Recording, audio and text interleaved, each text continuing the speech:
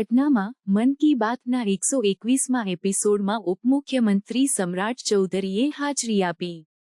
બિહારના ઉપમુખ્યમંત્રી સમ્રાટ ચૌધરીએ પટનામાં વડાપ્રધાન નરેન્દ્ર મોદીના મન કી બાતના 121માં એપિસોડમાં હાજરી આપી હતી।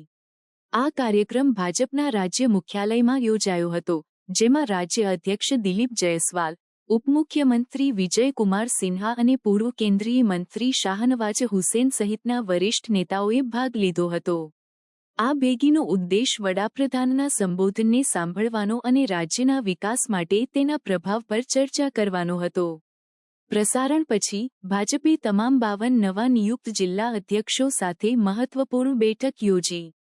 રાજ્ય અધ્યક્ષ દિલીપ જયસ્વાલે આગામી 2025 બિહાર વિધાનસભા ચૂંટણી માટેની તૈયારી અંગે માર્ગદર્શન આપ્યું, ખાસ કરીને બૂથ સ્તરની વ્યૂહરચનાઓ અને રાષ્ટ્રીય લોકશાહી ગઠબંધનના સાથીઓ સાથેના સહયોગ પર ભાર મૂક્યો।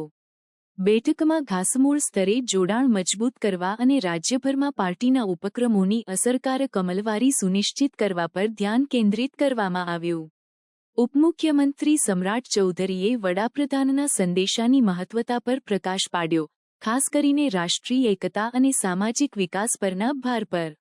તેમણે પાર્ટી કાર્યકરોને સંબોધનથી પ્રેરણા લેવા અને સમાજના કલ્યાણ માટે મહેનત કરવાની અપીલ કરી। આ કાર્યક્રમ આગામી ચૂંટણી માટેની વ્યૂહરચના બનાવવા માટેનું મંચ પણ બન્યું, જેમાં નેતાઓએ સરકારની સિદ્ધિઓને જનતાને અસરકારક રીતે પહોંચાડવાના માર્ગો પર ચર્ચા કરી।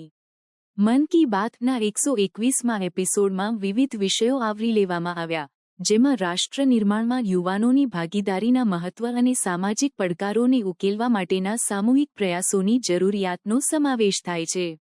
વડાપ્રધાનના સંબોધનને હાજર રહેલા લોકો દ્વારા સ્વીકારવામાં આવ્યું, જે પાર્ટીના દૃષ્ટિકોણ અને લક્ષ્યો પ્રત્યેની તેમની પ્રતિબદ્ધતાને મજબૂત બનાવે છે।